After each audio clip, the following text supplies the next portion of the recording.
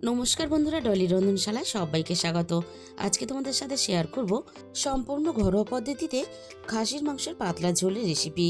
এইভাবে যদি খাসির মাংস রান্না করো তাহলে মাংসর স্বাদ হবে যেমন মুখে লেগে থাকার মতো, আর তেমনই হবে নরম তুলোর মতো।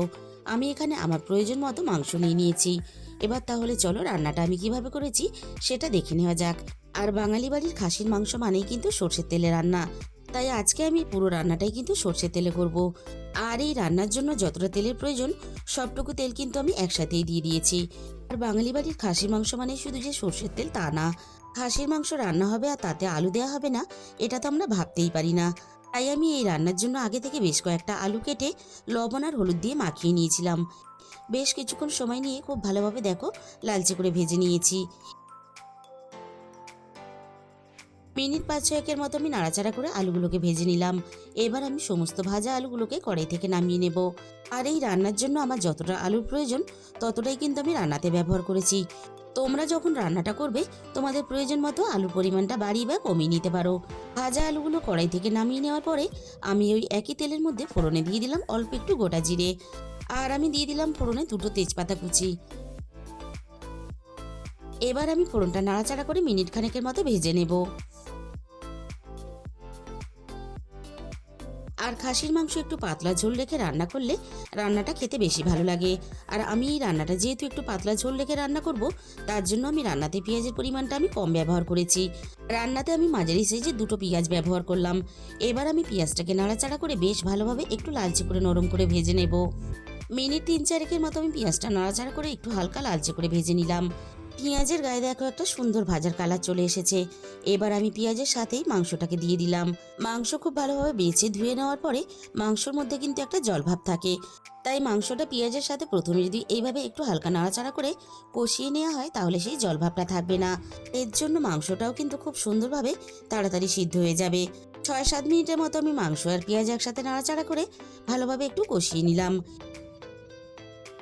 এবারে আমি রান্নার মধ্যে দিয়ে দেব রান্নার প্রয়োজন মতো আদা রসুন বাটা। আদা রসুনটা আমি একসাথেই বেটে রান্নাতে ব্যবহার করলাম, তোমরা চাইলে কিন্তু আলাদা আলাদা বেটেও রান্নাতে ব্যবহার করতে পারো। এবার আমি আদা রসুন দিয়ে মাংসটা আরও মিনিট 5-6 মতো খুব ভালোভাবে কষিয়ে নেব, আদা রসুনের কাঁচা গন্ধটা চলে যাওয়া পর্যন্ত। আদা রসুনটা আমি খুব ভালোভাবে কষিয়ে নিয়েছি। এবার আমি রান্নার মধ্যে একে একে গুঁড়ো মশলাগুলো দিয়ে দেব। প্রথমে আমি দিয়ে দিলাম রান্নার প্রয়োজন মতো হলুদের গুঁড়ো। এবার আমি দিয়ে দিলাম ঝালের জন্য স্বাদ মতো লঙ্কার গুঁড়ো। আর ঝালের পরিমাণটা অবশ্যই নিজেদের স্বাদ মতো ব্যবহার করবে। আর সাথেই আমি এখানে দিয়ে দিলাম রান্নার প্রয়োজন মতো 1 চামচ ধনে গুঁড়ো। আর এখানে দিয়ে দেব অল্প একটু গরম মশলার গুঁড়ো। মাংস কষানোর সময় যদি অল্প একটু গরম মশলার গুঁড়ো দিয়ে তারপরে মাংসটা কষানো হয় তাহলে রান্নার ফ্লেভারটা যেমন খুব ভালো আসে, তেমনই কিন্তু রান্নার কালারটাও সম্পূর্ণ চেঞ্জ হয়ে যায়। মিনিট 5-6 মতো আমি সব কিছু একসাথে নাড়াচাড়া করে কষিয়ে নিয়ে রান্নার কালারটা আরও একটু ভালো আসার জন্য দিয়ে দিলাম 1 চামচ কাশ্মীরি লঙ্কার গুঁড়ো। আর এই সময় আমি দিয়ে দেব রান্নার স্বাদ মতো লবণ। আমি আবারও সব কিছু একসাথে নাড়াচাড়া করে বেশ কিছুটা সময় নিয়ে কষাতে থাকবো।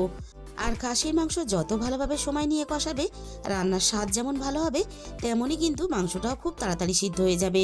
তাই মাংস কিন্তু খুব ভালোভাবে কষাতে হবে সময় নিয়ে। মিনিট 20 মতো আমি সব কিছু একসাথে খুব ভালোভাবে কষিয়ে নিয়ে তারপরে আমি রান্নাতে একটা মাঝারি সাইজে টমেটো ব্যবহার করলাম।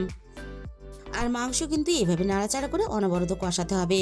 টমেটোটা যাতে খুব ভালোভাবে তাড়াতাড়ি নরম হয়ে যায় আর মাংস আর মশলা যাতে আরও ভালোভাবে পাক হয়ে যায়, তার জন্য আমি গ্যাসের ফ্লেমটা মিডিয়ামে রেখে মিনিট 5-6 মতো ঢাকা দিয়ে দিয়েছিলাম। কড়াই থেকে আমি ঢাকাটাকে সরিয়ে নিলাম। আবারও আমি একটু সময় নিয়ে খুব ভালোভাবে আরও মিনিট 10 মতো আরও একটু কষিয়ে নেব। আর মাংসর কালারটা দেখে তোমরা বুঝতেই পারছো মাংসটা কতটা ভালোভাবে কষানো হয়েছে। ঠিক এইভাবেই কিন্তু কষিয়ে নিতে হবে। এবার আমি রান্নার মধ্যে প্রয়োজন মতো ঝোলের জন্য জল দিয়ে দিলাম। আর আমি কিন্তু এখানে ফুটন্ত গরম জল ব্যবহার করলাম। মাংসর মধ্যে ঠান্ডা জল ব্যবহার করলে মাংসটা সিদ্ধ হতে যেমন দেরি হয়, আর মাংস সিদ্ধ হওয়ার পরেও কিন্তু অনেক সময় মাংসর মধ্যে একটা শক্ত ভাব থেকে যায়। গরম জল ব্যবহার করলে মাংসটাও তাড়াতাড়ি সিদ্ধ হয়ে যাবে আর মাংসর স্বাদটাও বজায় থাকবে। এবার আমি কড়াইটা ঢাকা দিয়ে মিনিট 10-15 মতো রান্নাটা করে নেব। মিনিট 10-15 পরে আমি কড়াই থেকে ঢাকাটাকে সরিয়ে নিলাম। এবার আমি ঝোলের মধ্যে ভেজে রাখা আলুগুলোকে দিয়ে দেব। এবার আমি ঝোলের মধ্যে আলুগুলোকে নাড়াচাড়া করে খুব ভালোভাবে মিশিয়ে দেব। এবার আমি গ্যাসের ফ্লেমটা মিডিয়াম টু হাইতে রেখে কড়াইটা ঢাকা দিয়ে রান্নাটা খুব ভালোভাবে করে নেব। 35 থেকে 40 মিনিটের মতো আমি রান্নাটা খুব ভালোভাবে করে নিয়েছি। এবার আমি কড়াইয়ের ঢাকাটাকে সরিয়ে নিলাম। এবার আমি দেখে নেব সব কিছু খুব ভালোভাবে সিদ্ধ হয়েছে কিনা। আলু তো এখানে সিদ্ধ হয়েই গেছে। এবার আমি তোমাদের দেখিয়ে দেবো মাংসটা খুব ভালোভাবে সিদ্ধ হয়েছে কিনা। দেখো মাংসটা কিন্তু খুব সুন্দরভাবে সিদ্ধ হয়ে গেছে। হালকা করে একটু চামচ দিয়ে চাপ দিলেই কিন্তু মাঝখান থেকে মাংসটা আলাদা হয়ে যাচ্ছে। মাংসটা ঠিক এইভাবেই কিন্তু সিদ্ধ করে নিতে হবে, তবেই কিন্তু রান্নার স্বাদ ভালো হবে। আবারও আমি রান্নার মধ্যে 1 চামচ গরম মশলা গুঁড়ো দিয়ে দিলাম। বন্ধুরা, তোমরা হয়তো খাসির মাংস অনেক রকমভাবে রান্না করে খেয়েছো।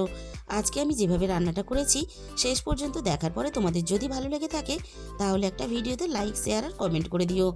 আর আমার চ্যানেলে যে সমস্ত নতুন বন্ধুরা এখনও পর্যন্ত আমার চ্যানেলটাকে সাবস্ক্রাইব করোনি, এরকম নতুন নতুন ঘরোয়া রেসিপি পেতে আমার চ্যানেলটাকে সাবস্ক্রাইব করে আমার পাশে থাকার অনুরোধ রইল।